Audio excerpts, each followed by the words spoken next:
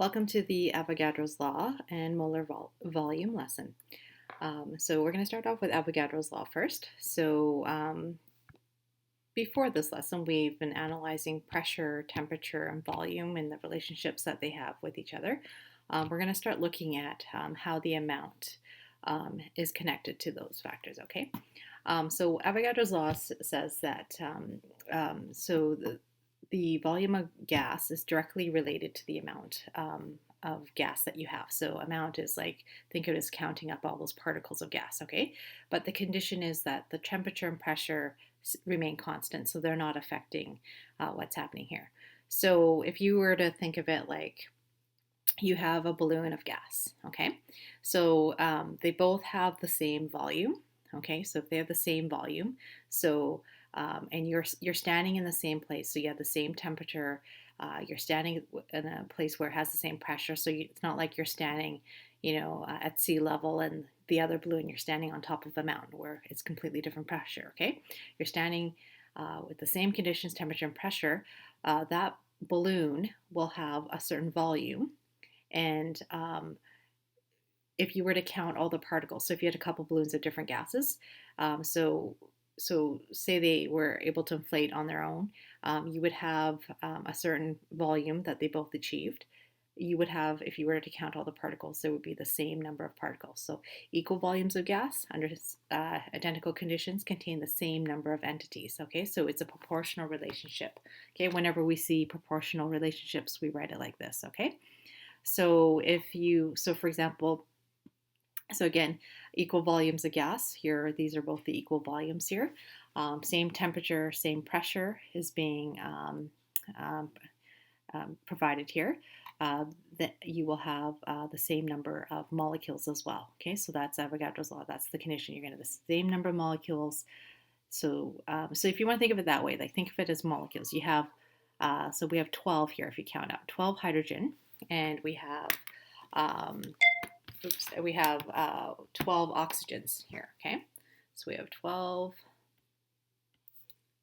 hydrogen molecules,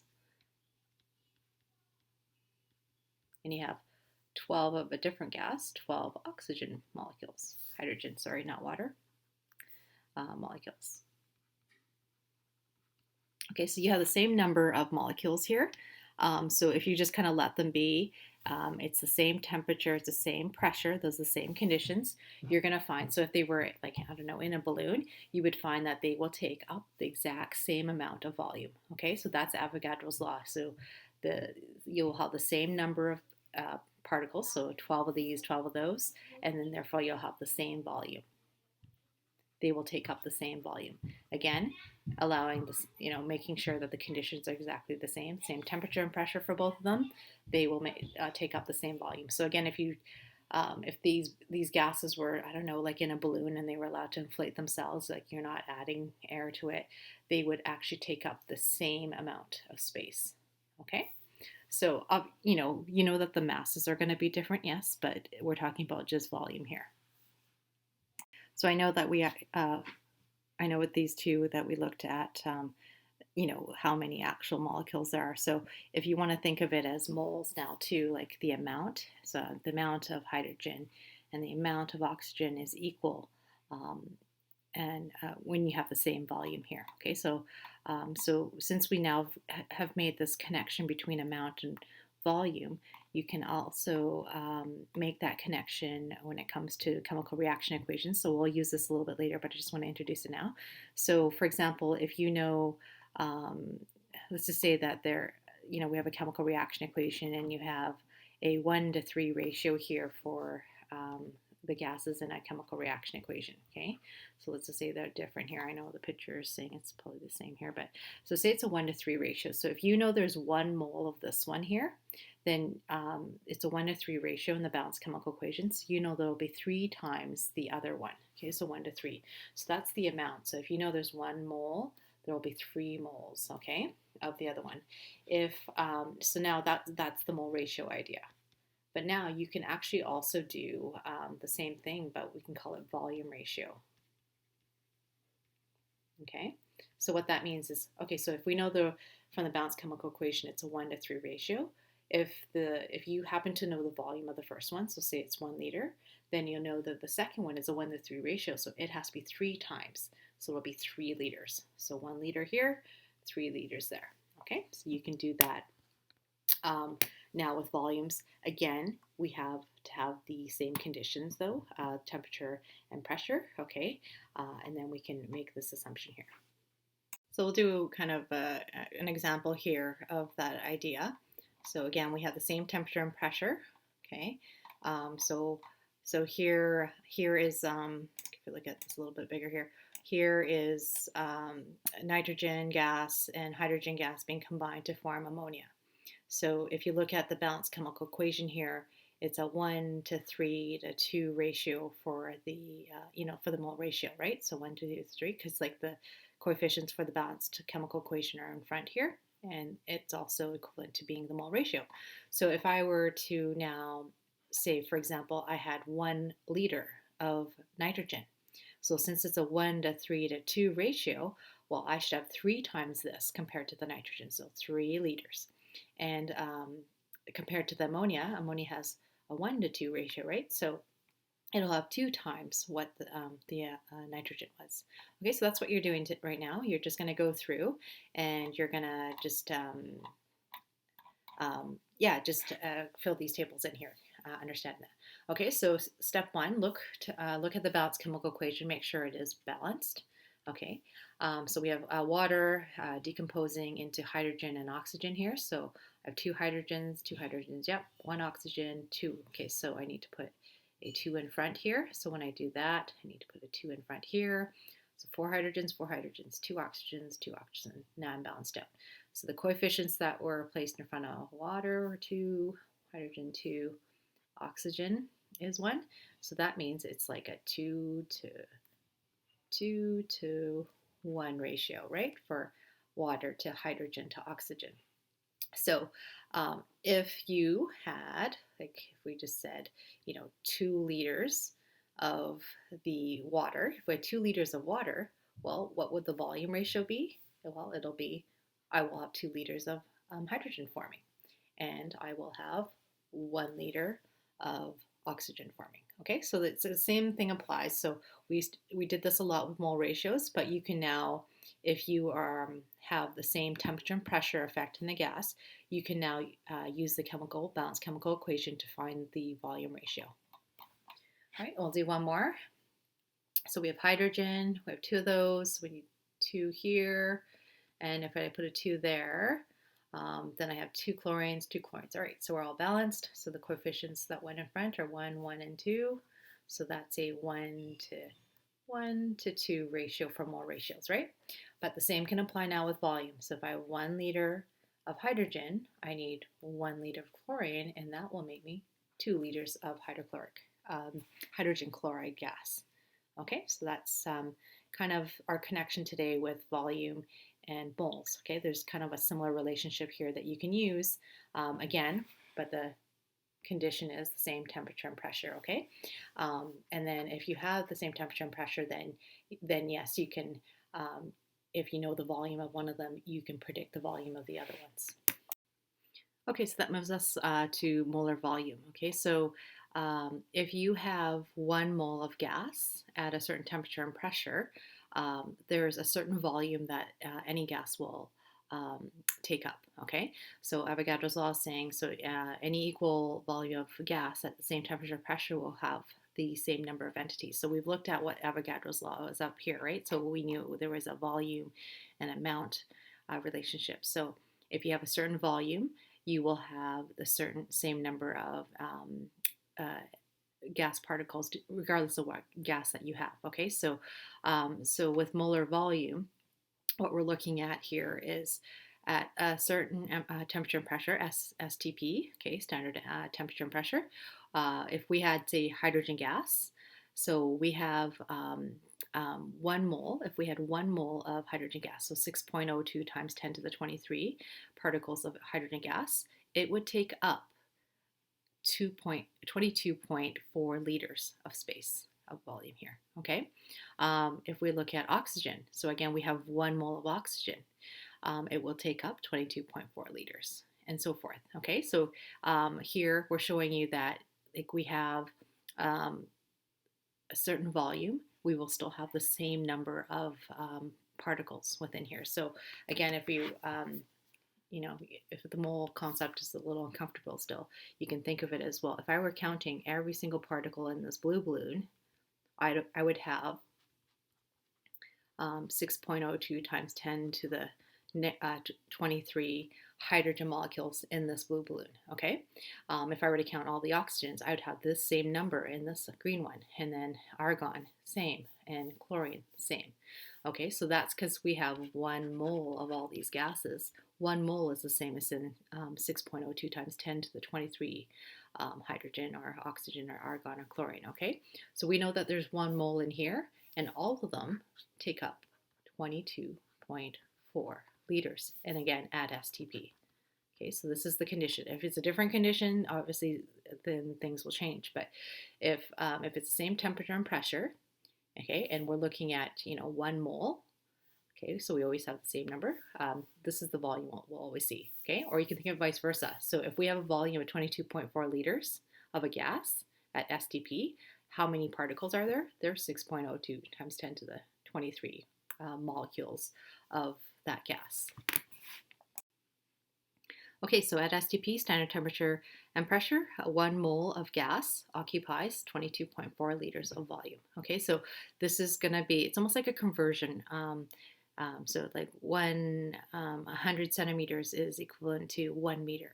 Okay, 1,000 meters is equivalent to 1 kilometer. So 1 mole is equivalent to 22.4 liters. Okay, so we're making this conversion here. So we're going to use this to our advantage today and in future lessons. If we know that we have conditions of STP, standard temperature and pressure, then we know that we have this 1 mole equals 22.4, okay, liters. So again, if you are having trouble remember what STP was, so that's when the temperature is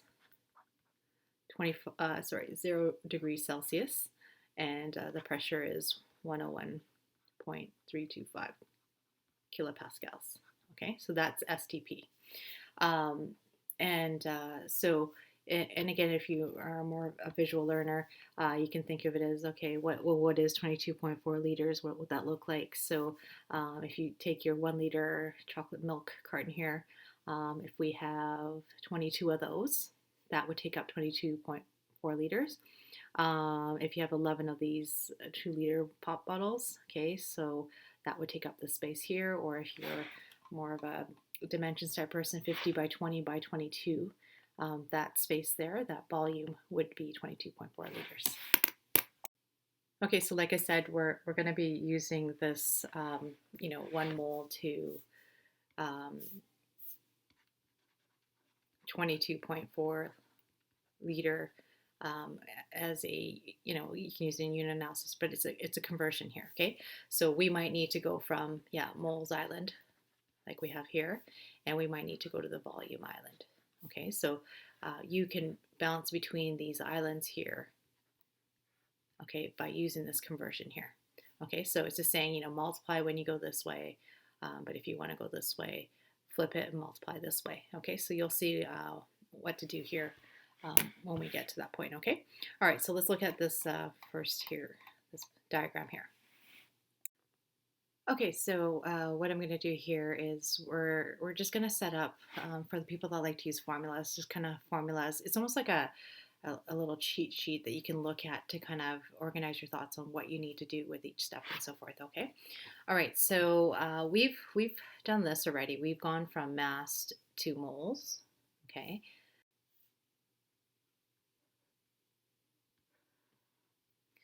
Okay, so when we're trying to get to moles, so we're trying to get to the n value here, remember from the little m value, we've always used this formula here where we've gone n equals the mass, so the amount is equal to the mass divided by the molar mass, like that, okay? And then if we wanted to go back the other way and calculate mass, we would just rearrange this equation, and mass would be found by taking the amount times the molar mass, like that.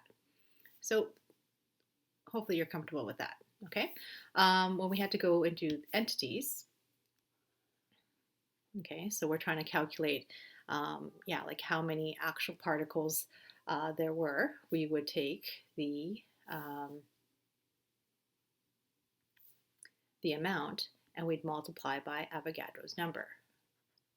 Okay, and that would get us the number of entities, which was capital N like that. Okay, so again, Na is Avogadro's number.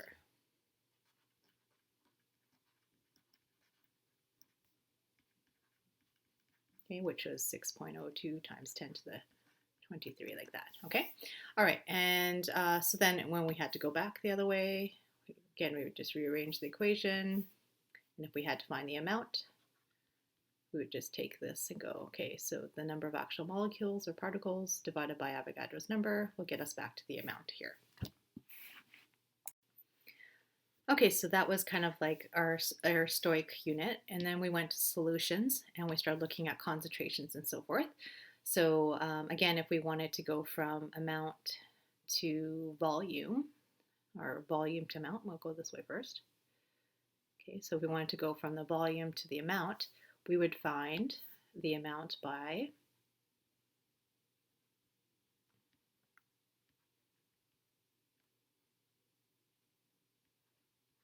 taking the concentration and multiplying by the volume. Okay, and if we wanted to go back the other way, we would take the amount and divide by the concentration. So that's how we'd get to the solutions, okay? So the volume of the solutions. All right, so our new one now is we want to take our amount and somehow work with volume here. Okay, so we have a new conversion, I guess, factor or formula that we need to use here. So if we are trying to go from amount to the gases here, so what you need to do is you need to take this 22.4 liters per mole, or 1 mole per 22.4 liters. Okay, so if we're trying to go from amount to volume, we're going to multiply by 22.4 liters per mole, like that, for 1 mole. Okay, and then if we're trying to go the other way, we're trying to go from volume to amount, we're going to flip it and multiply by the opposite. So we're going to put the 1 mole in the air.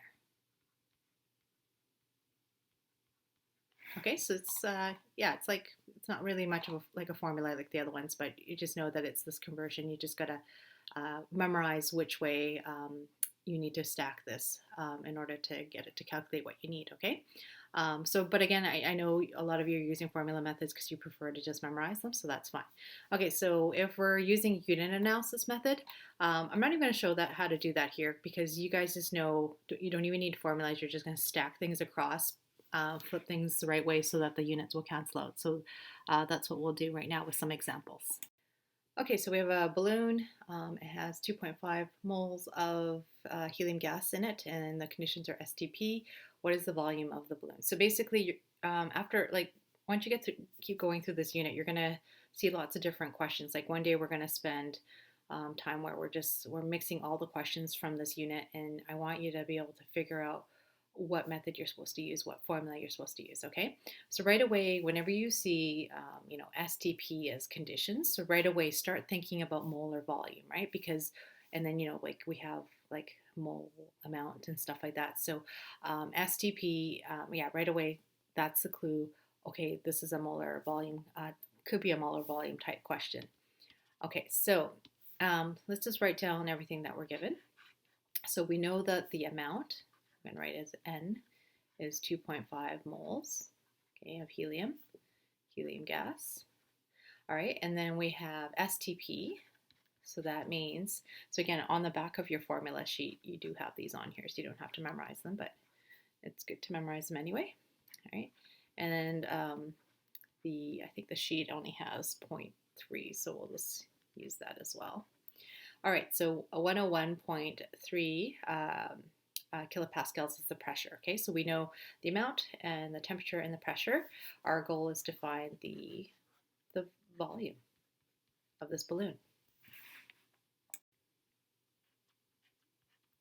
Okay, so here's our plan, our action plan here. Okay, so we know the conditions are STP, and we know we have amount, right? So right away, I want you to think molar volume. That's the plan, okay?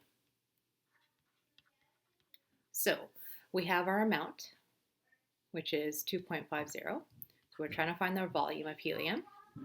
So the plan here is to use, so we have the 2.5 mole per liter.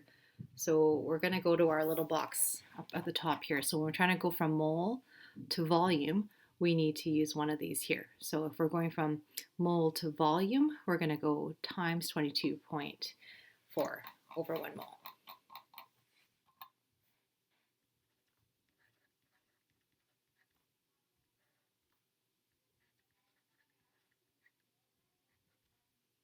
Oops. Okay, and then back up here, I didn't write the liters on here, so I'm just going to add that in there. Okay. All right. So we have 22.4 liters per 1 mole. Okay. So again, I know some of you have been reluctant to use the unit analysis method. If when you're trying to decide and you can't remember which way does it go, like do I have the 22, at the top when I need to go from amount to volume, or is it at the bottom, right? Then if you just stack them right beside each other like this, you'll see that the moles and moles are one's at the top, one's at the bottom, and then that's how you know they're the right way, because they will cancel out. Okay, and then that's how you know you have the right calculation. So you need to take 2.5 and multiply by 22.4, which is the molar volume. So those are us solving it now. Okay, so the volume of helium will be 56 liters, like that. Okay, and I'm just counting up my sig figs here, so I guess I need to go 56.0 to give myself 3 digits, okay? All right, so therefore, the volume of helium in the balloon is 56 liters. Okay, so again, if you see a question like this in the future, right away, just that STP clue in it, and you're also dealing with moles, right away think molar volume, okay? Okay, here's example 2. So we have a sample of helium at STP, so there's that clue again, and has a mass of 32 grams. So again, we need to find the volume, okay? So I know here we don't have moles, but we need to find the volume, and here's the condition again. So that's why I start focusing on its molar volume. So let's write everything down here. So we have STP, so that means, so again, like, I know we didn't use these actual values in our calculations, but as soon as you know this, I want you to think molar volume, okay, whenever you see STP, okay? You're thinking that's the plan that you're probably going to have to use here. All right, so, and then we have a mass of the helium. Okay, so helium is a noble gas, so it's just helium on its own. It's not diatomic or anything.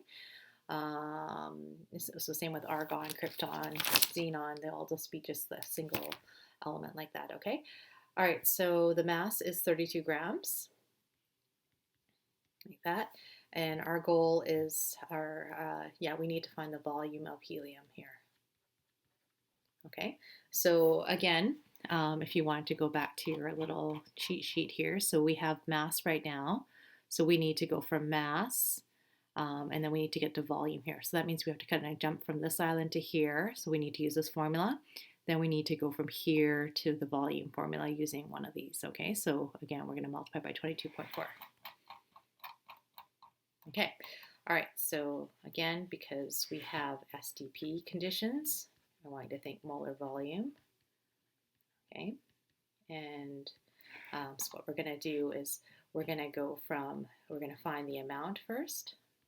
Okay, so here we're going to go from mass to moles to the volume, okay? So this is for the formula people first, okay? And then I'll show you the unit analysis way.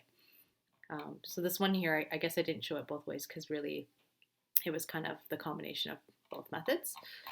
Okay, so we have our mass and we need to get to volume. So volume of helium. So we're going to start with, we're going to start with our mass here, and we need to go from mass to moles. So we're going to use our N equals M over molar mass, so mass over molar mass, and then we're going to multiply by 22.4 liters divided by 1 mole here. It's the conversion, okay? All right, so we need our molar mass of helium. So if you look at the periodic table, it's 4 grams per mole. Okay, so let's do that first.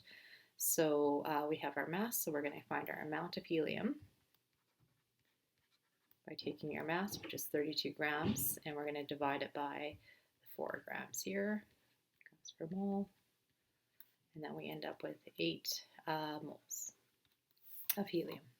Okay, and then from there, so once we know that, we can find the volume of helium by, again, going up on our cheat sheet. So we're going to take our amount and we're going to multiply by the 22.4 liters divided by 1 mole. So our molar volume conversion here.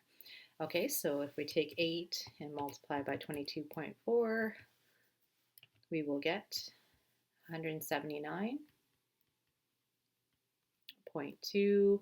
And again, see how the moles cancel out? Okay, so we end up with that many liters. Okay, so that's the volume of helium that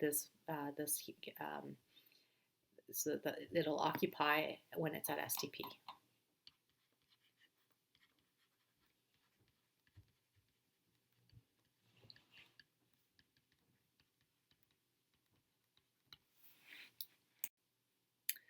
And I forgot to check my sig fig here. 1, 2, 3 digits. So let's just change that so that it's just 179 liters, like that, 3 digits. Okay. All right, so that's the formula way. I'm just going to quickly show you the unit analysis way here. Okay. So again, your given and required steps are still the same, but all you're going to do here now is that you need to find the volume of helium. So you start with your mass, which was 32 grams of helium. And then you're going to use your molar mass, which is 1 mole of helium divided by 4.0, or just 4.00 grams of helium. Okay, so there your molar mass is done. Now you're going to use your molar volume conversion. So that's 1 mole for 22.4 liters, like that. Okay, so this is the molar. Okay, so this is the molar mass part. Okay, and then this is the molar volume part that you need for your unit analysis. And then when you go through, grams cancels out, moles cancels out, leaves liters, which is what we want. So we're going to just multiply everything on the top, 32 times 22.4. Okay, and then divide that by 4, which is underneath. You end up with 79 liters. Okay, so again, you can use the unit analysis method. And again, that way you don't have to memorize the molar volume conversion here. You know your molar mass already, so you go from mass to moles to the volume island. Okay.